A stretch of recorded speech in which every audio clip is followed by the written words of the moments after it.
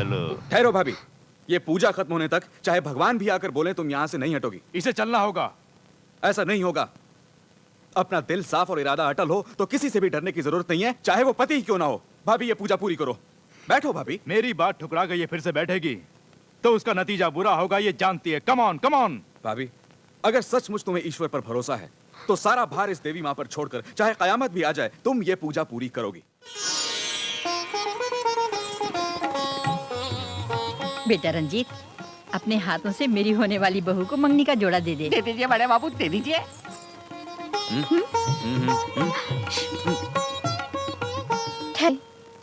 अपने परिवार के बारे में कुछ बताना है। अभी क्यों बेटी, शादी के बाद बहुत मौका मिलेगा, फुर्सत से बात कर लेना। चलो चलो चलो। वो बात अभी तो सिर्फ एक मन का बोझ है, अभी नहीं बताई तो कल सर का बोझ बन जाएगी। वेरी गुड, जो भी बताना चाहती हो साफ साफ बताओ। बात तुम है। रुको, बोलो। आपके पिता के दोस्त रणधीर सिंह की बेटी हूँ मैं। शादी से पहले ये बताना जरूरी है कि मेरे पिता निर्दोष थे, झूठा इल्जाम लगाया था उन पर। अगर आपको अब भी मेरी बातों पर विश्वास ना हो तो आपका जो भी फैसला है मैं कबूल कर लूंगी। देखो बाबूजी, इसके पिता ने तुम्हारे पिता के साथ 420 की होगी। इसकी फैमिली और तुम्हारी फैमिली के बीच लाखों झगड़े हुए होंगे। मन में इसका दाग छुपा के इस भोली भाली लड़की की जिंदगी तबाह करने के इरादे से ही ये मंगनी का नाटक किया जा रहा है। ये छोटी बच्ची है, नादान है, समझ नहीं सकती, मगर बड़ा होने के नाते, इसका रखवाला होने के नाते ये शादी मुझे मंजूर नहीं। सिर्फ शादी ही नहीं, कोई भी शुभ कार्य मुझे अच्छा नहीं लगता।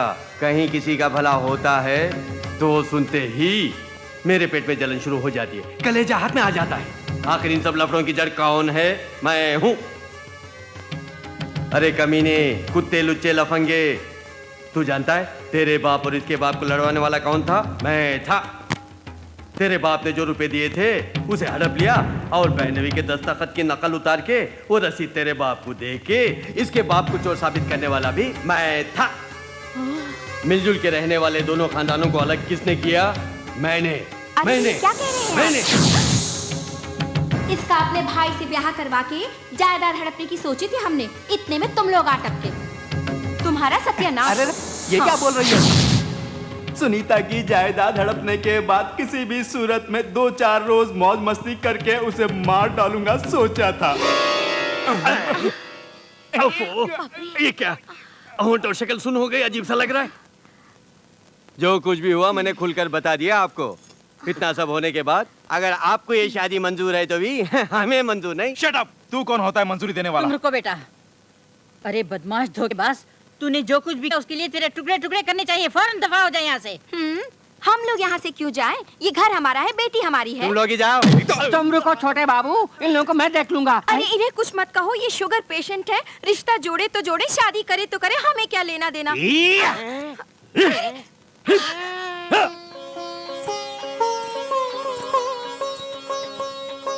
मुहूर्त का समय बीत रहा है, उसे शगुन दे दीजिए।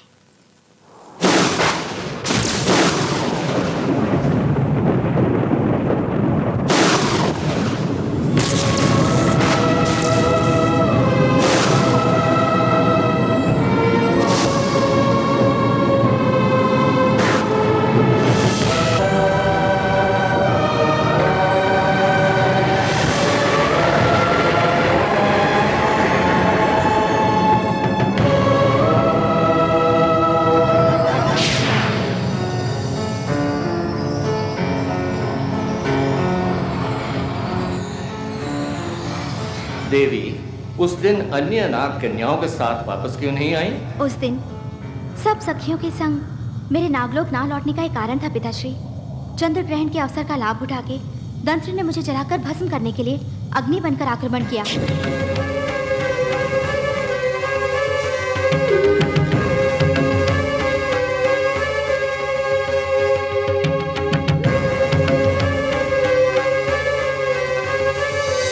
मेरी रक्षा के प्रयत्न में एक निर्दोष कन्या के पिता की मृत्यु हो गई। उस अभागन के रिश्तेदार उसे बुरा भला कहने लगे। उसके पश्चात उन लोगों ने उस पर घोर अत्याचार किया। मेरे कारण अनाथ होने वाली उस कन्या को उसके कुछ मित्रों की सहायता से उसके मंगेतर के संग उसका विवाह करवाने के उद्देश्य से ही नागलोक के नियमों के विरुद्ध मैंने ये कार्य किया। इसमें मेरा अपना कोई स्वार्थ नहीं है पिताश्री। आज के दिन सुनीता का विवाह हो गया, मेरा उद्देश्य पूरा हुआ। मैं अत्यधिक प्रसन्न हूँ पिताश्री। परोपकार का कार्य नियम के विरुद्ध नहीं होता पुत्री। तुम्हारा उद्देश्य पूरा हो गया। चलो चलते हैं।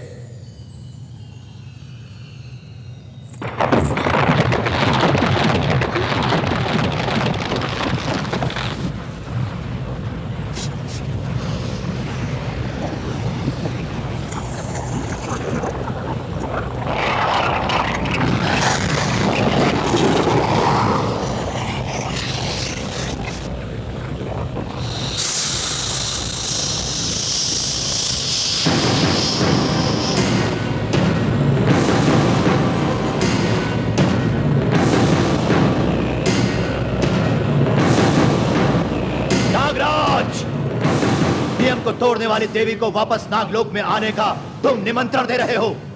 इसके लिए एक नीति, मेरे लिए दूसरी नीति। क्या यह नियम चलता है नागलोक में?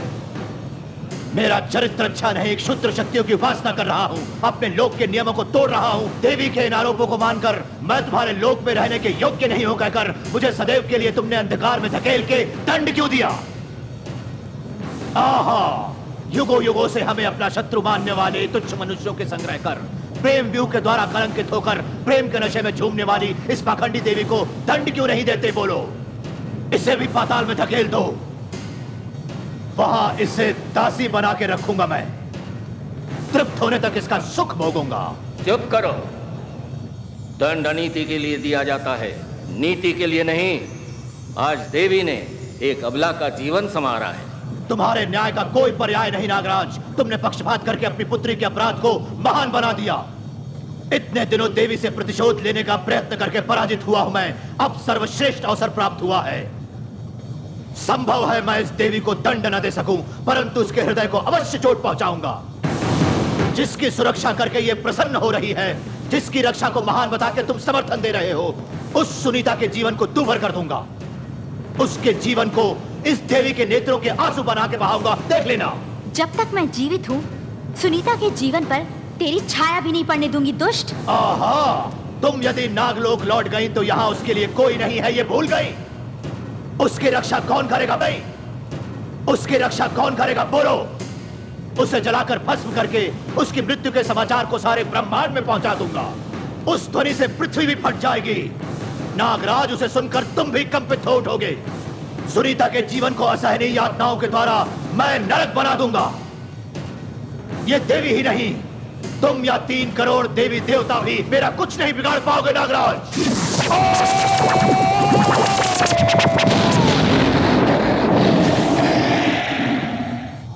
इस भयंकर परिस्थिति में मैं यदि आपकी संग आई तो सुनीता जीवित नहीं रहेगी, उसकी रक्षा करनी होगी। इसलिए कुछ और दिन यहाँ रहने की मुझे अनुमति दीजिए। दंत्र की ओर से सुनीता को पूर्ण सुरक्षा प्राप्त होने के तत्पश्चात मैं यहाँ नहीं रहूंगी। कृपा करके मेरी बात मानिए। ठीक है देवी, सुनीता जब अपने पहले पुत्र को जन्म देगी उसके पश्चात उसका कष्ट दूर हो जाएगा। उस शिशु के जन्म नक्षत्र और राशि फल के प्रभाव से सुनीता का कोई कुछ नहीं बिगाड़ पाएगा। मैं अपनी आत्मशक्ति तुम्हें वरदान में दे रहा हूं।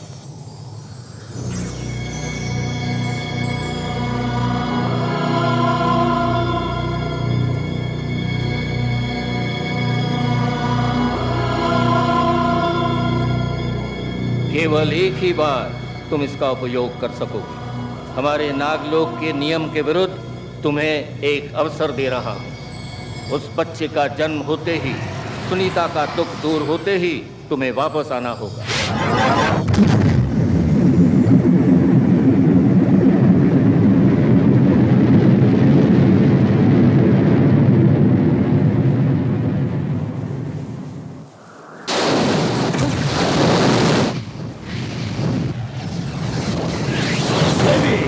सुनीता का विनाश होगा। तुम अपनी प्रतिज्ञा से पराजित होकर सर पटक कर मृत्यु प्राप्त करोगी। तुम दोनों के मस्तक पर मैंने रेखा खींची है, मृत्यु रेखा, मृत्यु रेखा, मृत्यु रेखा।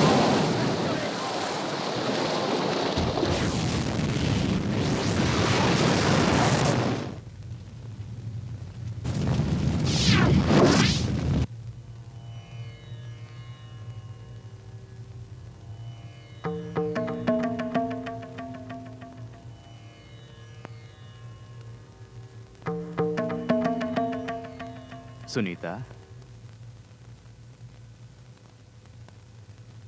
आप कब आए? आज तुम कितनी सुंदर लग रही हो जानती हो? इस वक्त तुम्हें देखकर पल भर भी तुमसे दूर रहने को मन नहीं करता। हाथ पैर धो के आइए और देवी माँ को प्रणाम कीजिए थोड़ी देर। पहले तुम उठो और स्नान करके बढ़िया साड़ी पहनकर फूल लगाकर आ जाओ। पता है आज के लिए क्या क्या प्रोग्राम फिक्स किए मैंने? एक बढ़िया स्टार होटल, उसमें ब्यूटीफुल डिलक्स कॉटेज, वहां पर तुम और मैं सुहागरात फिर से मनाएंगे और इस दुनिया को भूल जाएंगे। ओके?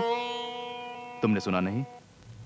उठो। ऐसा ना कहिए, सदा सुहागन रहूं इसलिए देवी माँ के नाम पवित्र रीति से व्रत रखा है।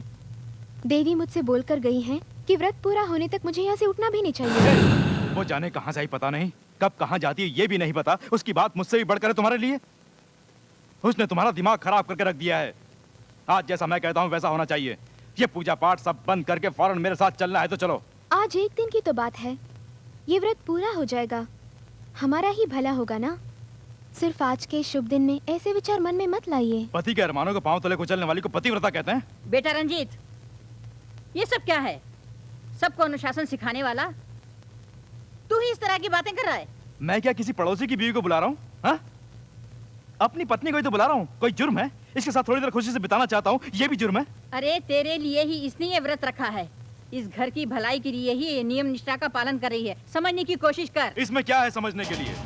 दुनिया के लिए भगवान बड़ा हो सकता है, पूजा या व्रत बड़ा हो सकता है, लेकिन पत्नी के लिए पति ही भगवान है। उसको खुश रखना ही पूजा है। तुम फौरन वहां से उठ के मेरे साथ चलोगी, नहीं तो आज पति पत्नी का हमारा ये संबंध खत्म हो जाएगा। उठो, उठो।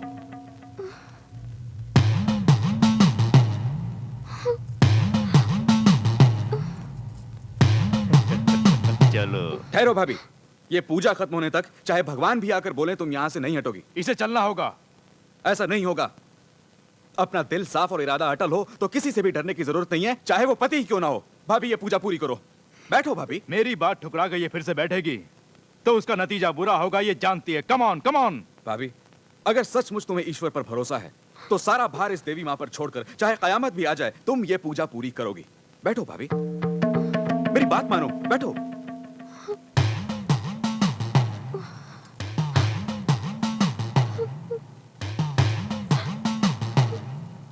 वाह, तो आजकल सीता राम के साथ नहीं लक्ष्मण के साथ वनवास जाने लगी है। पति छोड़ के चला जाऊंगा कहता है, तब भी पत्नी में इतनी हिम्मत है, तो वो हिम्मत इसे जरूर किसी पराये मर्द से मिली होगी। अरे पापी बदमाश, तू हमारा रंजीत नहीं हो सकता। वो कभी ऐसा नहीं बोल सकता। उसके मुंह से ऐसी बातें बुलवाने वाला तू हरगिज इंसान नहीं, पिशाच है कोई। पिशाच ही हूँ, राक्षस हूँ। क्यों? देवर और भाभी के बीच जो नाजायज संबंध है उसकी तरफदारी करने वाली तू इंसान है। अरे भैया ये कैसा अत्याचार है? वो मेरी पत्नी है, मेरी मर्जी। तुम जानवर की तरह बर्ताव कर रहे हो। भाभी पे बुरी नजर डालने वाले तू ही जानवर है।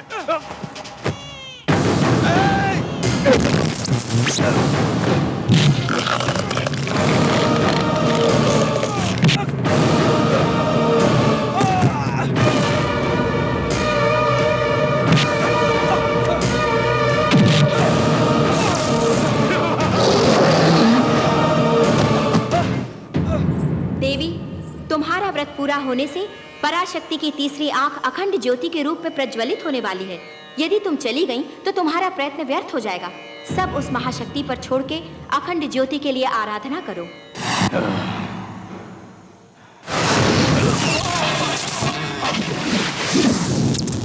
रुक जाओ। देवी माँ के समक्ष सुनीता 9 दीपों को जलाकर पूजा कर रही है। उन दीपों के जलते हुए तू उसे छू भी नहीं सकता। वहाँ देवी की पूजा कुछ ही क्षणों में समाप्त होने से दिव्य ज्योति प्रज्वलित होने वाली है। इस बीच तू अपनी काली शक्ति का उपयोग करके उन 9 दीपों को बुझा दे।